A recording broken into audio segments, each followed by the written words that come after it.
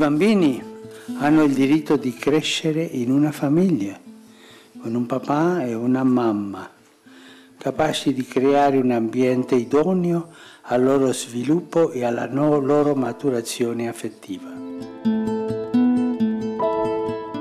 The Bible says that God created man in his own image, male and female. So neither the male nor the female get all the image of God. And that's why really to be whole, we need a mother and a father to get the full understanding of God and to get both sides of the coin.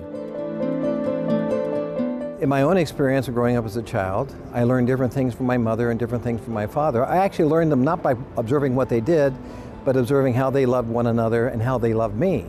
And the love that my father had for me was quite different than the love of my mother for me. I knew that both of them loved me very much, but in different ways.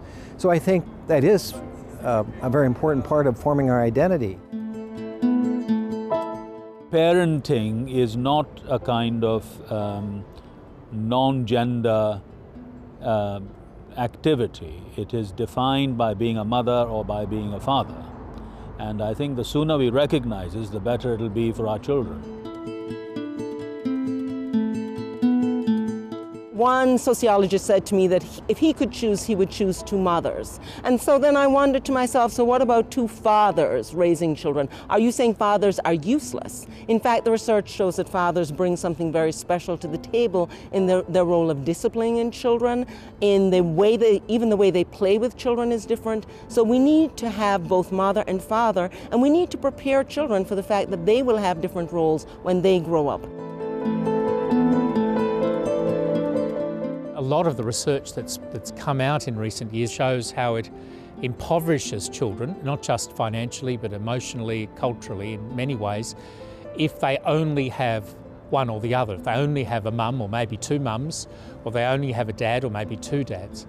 But what they lose by not having a mum and a dad committed to each other and to the children.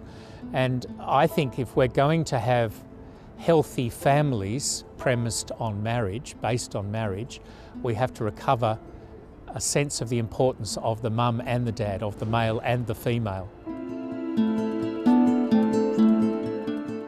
It's very fascinating that neuroscience has shown us how different men and women are in, sometimes the very structure of their thought patterns, their brains, and so on. We are getting from our father one way of looking at the world, and from our mother another way of looking at the world. One represents, as it were, the father, the paternal, the structured and the disciplined role, and the other the caring, nurturing role. And sometimes it's neuroscientists who say this more strongly than religious leaders do. It's always better, if possible, to have a father and a mother, grandparents, extended cousins. That's always the richest. So that's the problem, is that gender ideology is trying now to force, for example, in schools and so on, textbooks that would imply that it's the same, that it doesn't really matter.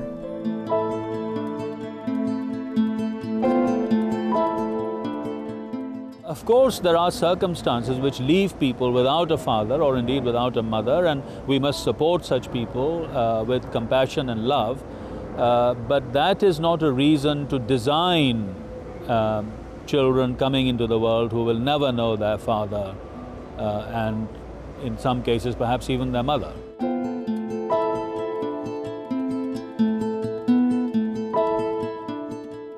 I think this goes right to the heart of the culture wars about marriage at the moment, and that is, do we put children first? Are their interests paramount? Or do we put the preferences, the desires, the happiness of adults first? And I think very much it's our tendency, at least in the West at the moment, to say adults come first. They are the market, as it were. They're the ones that are going to be choosing marriage or not.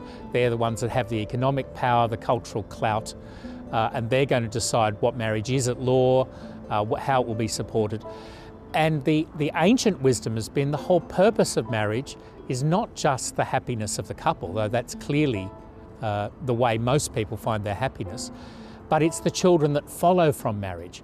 That's what it's for. It's not just so the couple can depend on each other, but so that the children can depend on having a mum and dad committed to each other and therefore to them over the long haul.